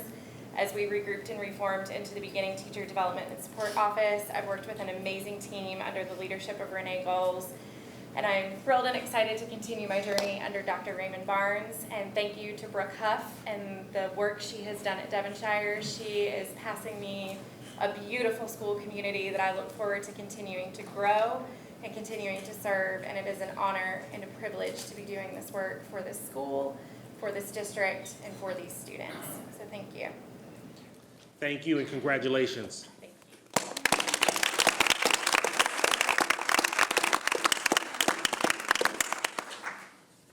Next, I would like to ask Ms. Samantha Mazzone if you would please stand. Ms. Mazzone, the board has approved your appointment as the next principal of Reed Park Academy. You have served as an assistant principal at Martin Luther King Jr. Middle School since 2016, where you also served as the academic facilitator for 3 years prior to that. Do you have any guests with you that you would like to recognize? I do, thank you. I have with me my husband, Michael, my son, J. Raj, my dad, and my stepmother. And I just want to thank Dr. Barnes, the superintendent, and the board for giving me this awesome opportunity. I am so thrilled and honored. Thank you. Thank you and congratulations.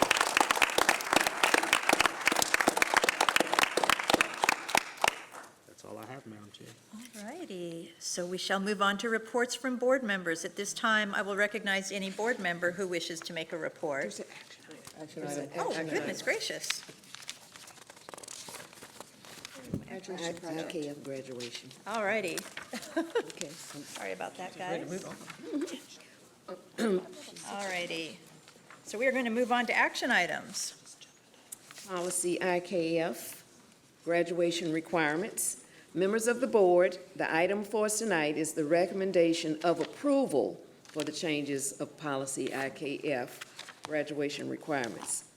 As I stated earlier, the changes before us tonight, I will not repeat myself except to say that this was a staff recommended change that was approved unanimously by the Policy Committee on November 14th.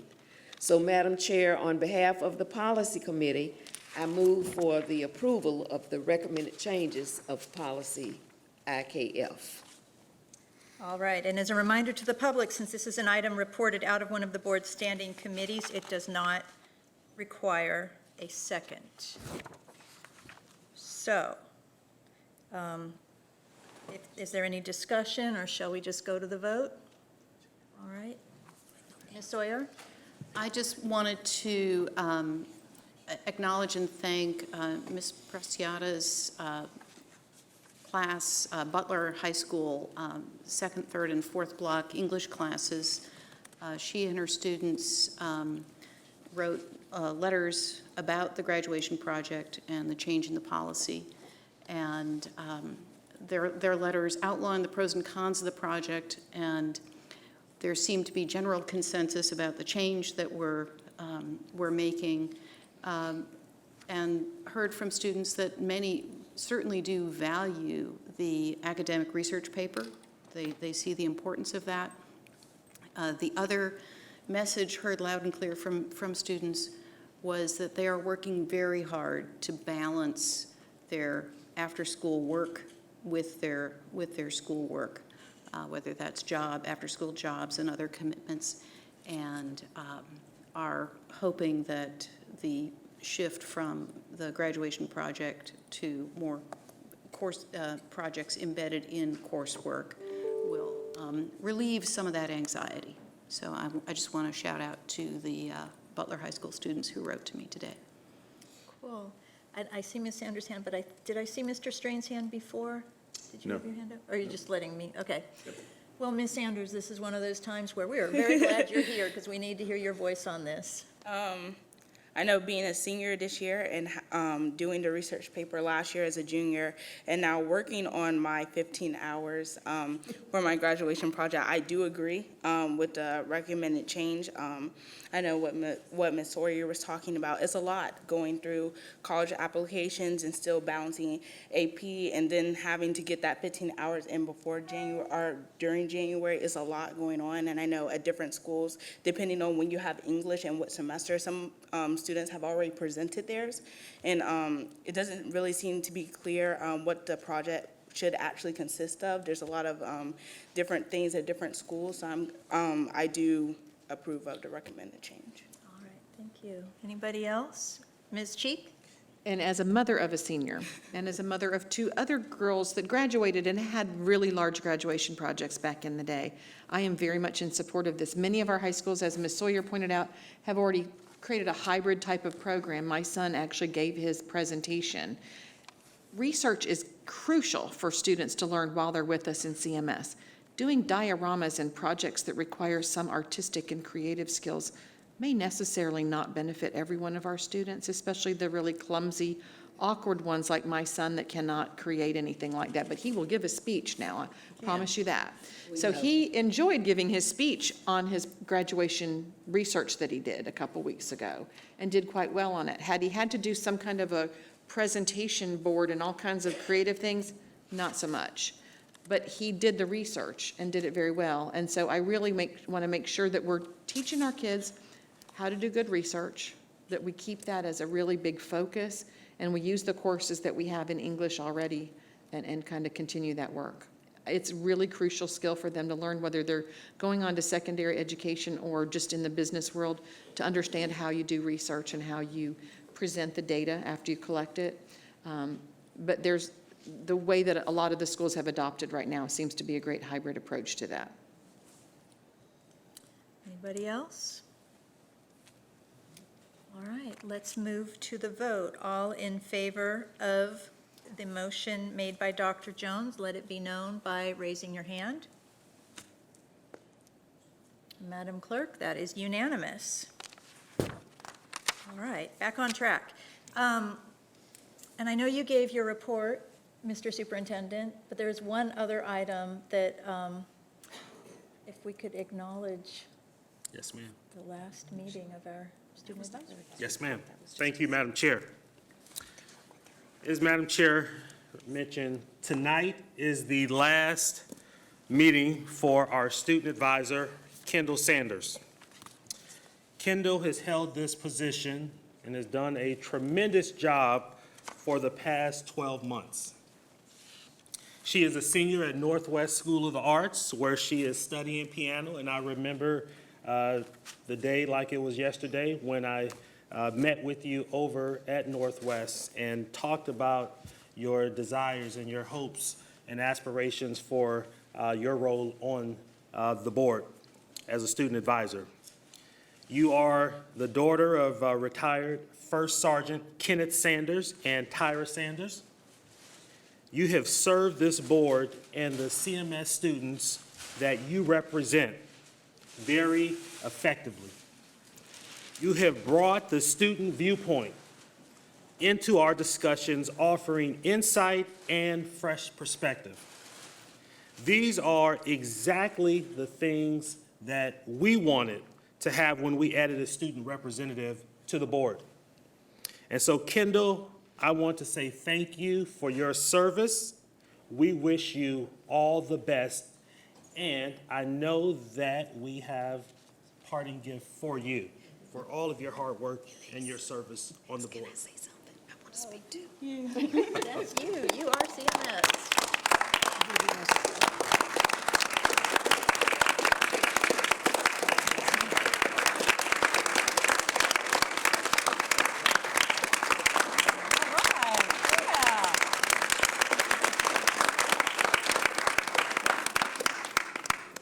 And I think we have other board members who have some messages for you, Ms. Sanders. So I saw Dr. Jones had something to say. Indeed, I do.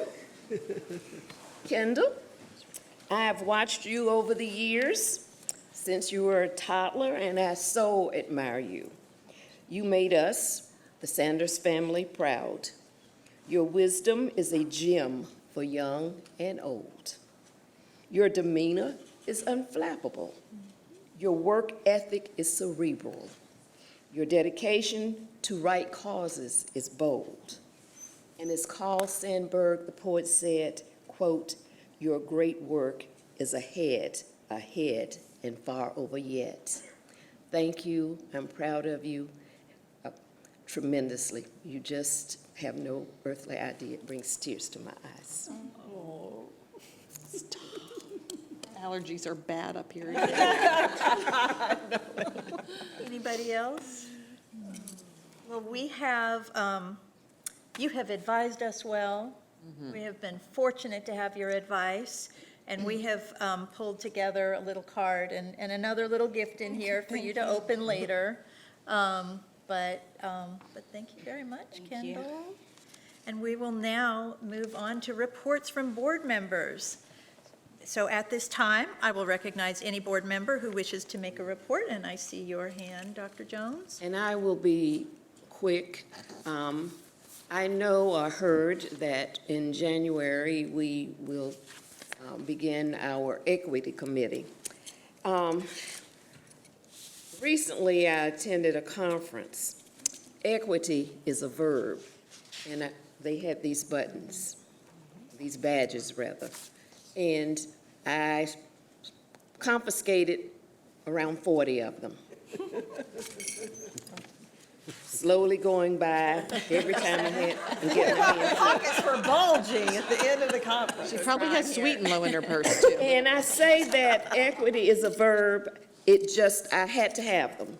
Because equity, we need to be clear that we want to be well-doing and not just well-meaning.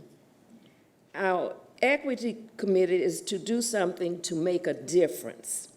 That imperative requires being inclusive of the very persons we are so stridently and ardently attempting to provide equity to and for.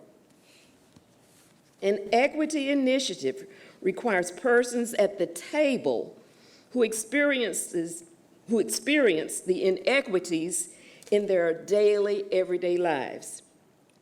Well-doing equity activists, advocates, meet with and work alongside the unempowered to hear firsthand, to hear their experiences, to know their struggles, their mindsets, to plant the seeds of a growth mindset that empowers their own communities.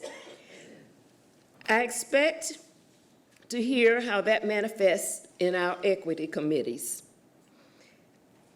I attended a conference, this same conference where I gathered these badges, how one district in our state actually scheduled and went to meet in its various communities.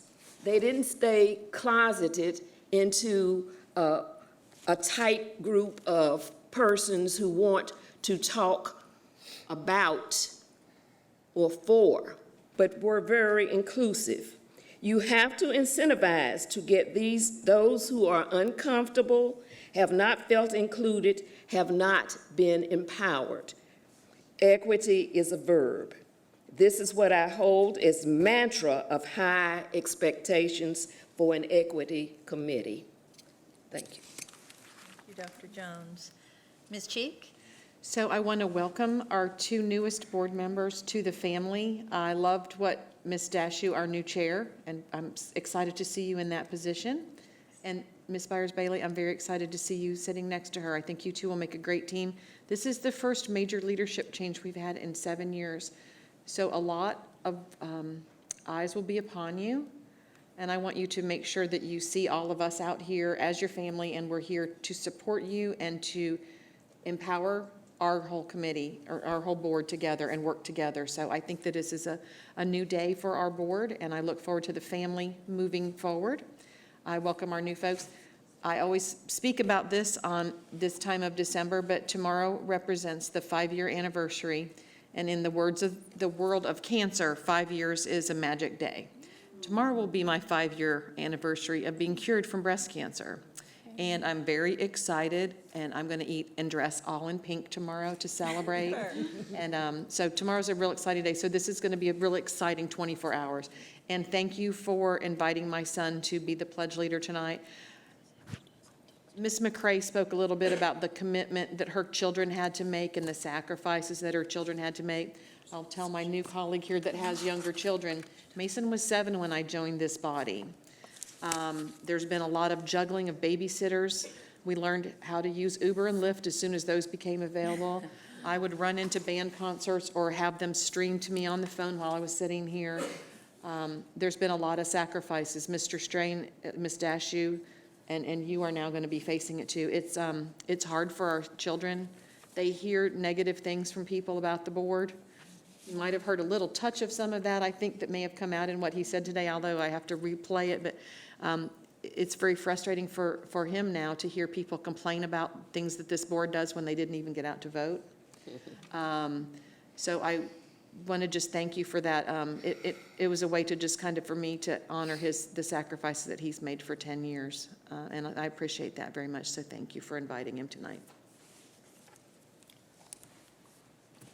Are you raising your hand or pointing me? Okay, Ms. Byers-Bailey. Thank you, thank you.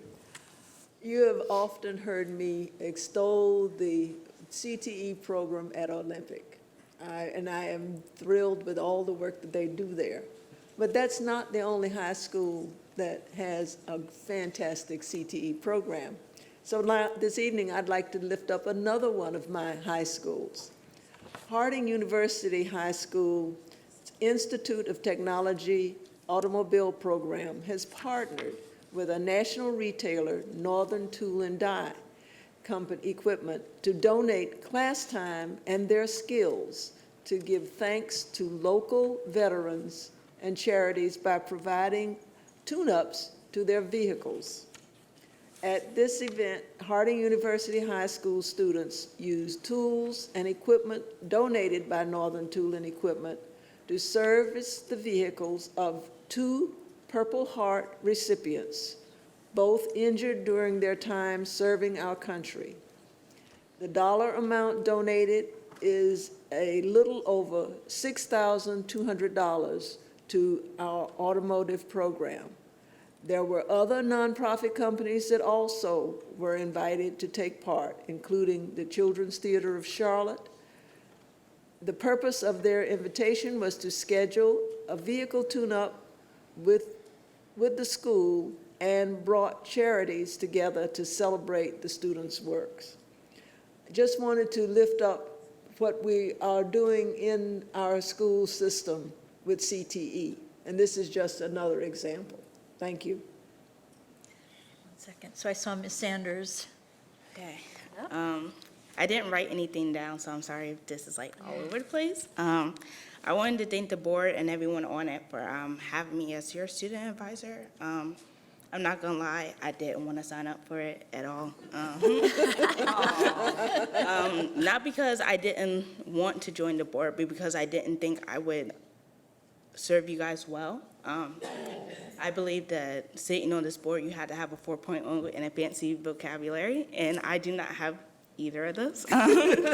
So I was really nervous to join, but everyone made me feel at home, and they made me feel like family, and you guys really held me up to a good responsibility, and it's been a lot, but I've learned a lot along the way. I wanted to date Miss Nicole, because she's like the coolest person ever, and you know, she answers all my questions and everything like that. I want to thank my family, of course, for supporting me, and the coolest lady in the world, my mom.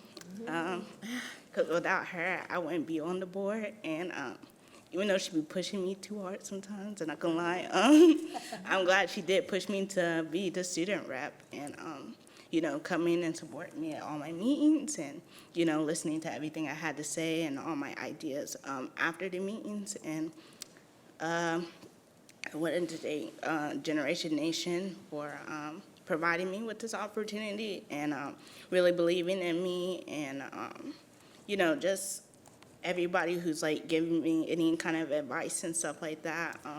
I know it's kind of weird, you know, when you get back to school and people are like, hey, I saw you on TV, and da-da-da-da. They have no idea, like, the work that goes into this board, and neither did I at first. I'm not gonna lie, I would probably want to be one of those voters that would complain all the time. But seeing how hard you guys work, you know, for students, it really is amazing. And I know now that, you know, things don't just happen overnight. It takes a lot of work and a lot of people. And I just want to thank, like, everyone in the cabinet that's ever, like, helped me or, like, answered any ideas and things like that. But, yeah, I just want to thank all of you guys for everything you've done for me and just believing in me. So, yeah. Vocabulary is perfect.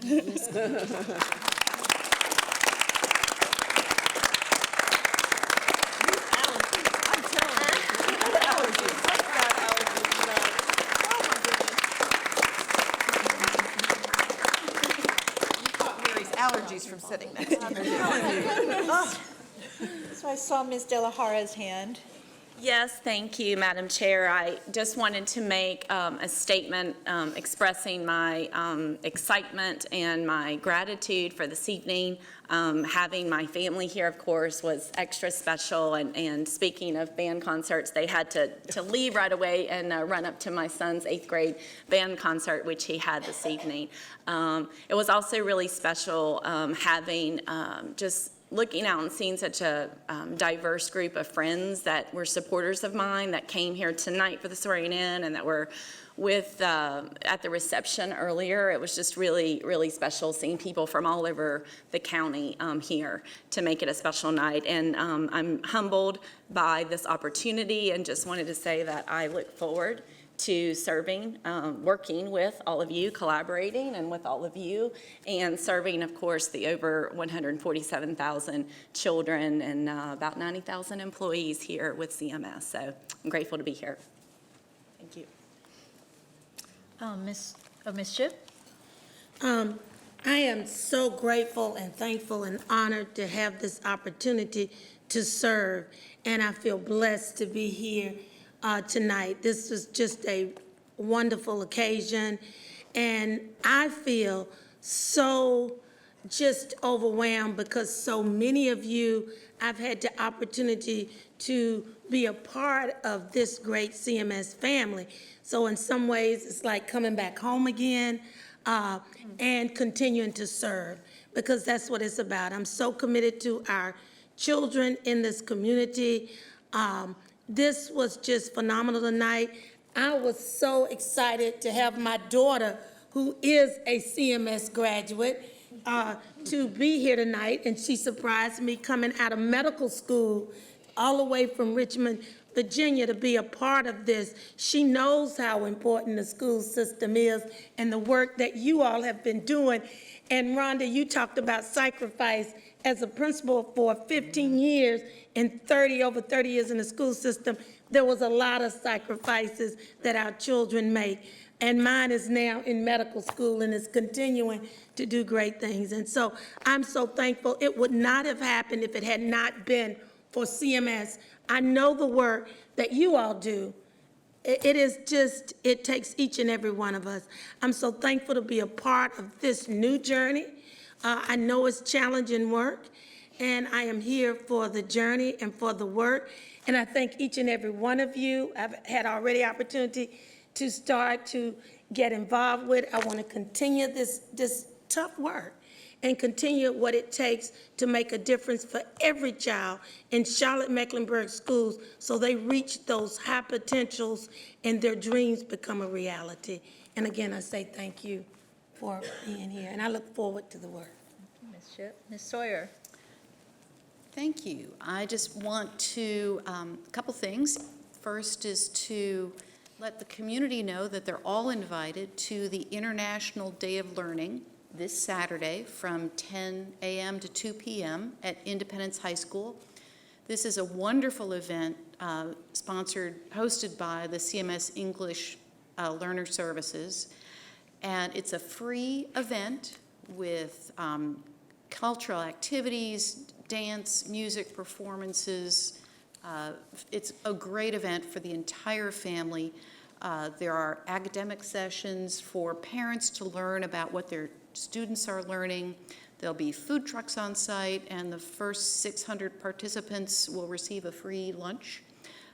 It's a great event. It's Independence High School this Saturday. It's something I look forward to every year.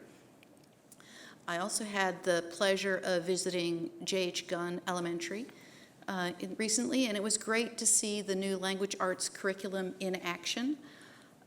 It's exciting to see our youngest students soaking up academic language and vocabulary. I realize that the implementation of a new curriculum is hard work, and I truly appreciate the work that our teachers are doing every day to rise to that challenge to tackle a new curriculum. I also wanted to thank Vision to Learn. The school nurse at J.H. Gunn was excited and busy, and there was a buzz in the office because the Vision to Learn van was coming to the school. And Vision to Learn provides free eye exams and glasses to all those who need for free at the school. And they are eager for the van to come and supply and get their students ready to learn so that they can see the work they need to see. So I want to thank Vision to Learn. That is all I have. Thank you. All right, anybody else? Mr. Strain. Thank you. I just want to publicly acknowledge and congratulate the three of you on winning the election, and one of you returning, and of course 2 new joiners. Certainly look forward to the work of the board with you and for our new leadership. Wanted to congratulate you all on being elected to leadership, and again look forward to working with you all for the heavy work that this board is charged with doing for our kids. And I know that every one of us are more than happy to serve and work with you in leadership to make it happen. Thanks so much. Thank you. Well, I do have a report to share. I want to thank my colleagues for trusting me with leadership of this board. I know I have big shoes to fill. And I have a call to action for us as a board, and I had to laugh a little bit, Ms. Cheek, when I heard your comments, because I felt like you'd hacked into my computer and read my notes. Great So moments. here is my call to action. Let us model for the community how to put children above politics. Let us do everything in our power to support our teachers, because the greatest driver of equity in our schools is for every student to have a talented and effective and loving teacher. And while we're tackling the complex issues that come before this board, let us be honest and straightforward and direct with one another. Let us approach our challenges with integrity and with work ethic and with a sense of humor and humility and with joy in service, and we can model that for our community as well. The 9 of us bring a rich diversity of experiences and skill sets and relationships to this board. So let us remember that when we tap into this diversity, when we utilize all these skill sets and all these constituencies, we will craft better solutions for the children that we all serve. And let us remember that we are a team and we are a family. And so let's just have a great year. All right. And with that, I will now entertain a motion to adjourn. So moved. Second. All right, all in favor? Aye.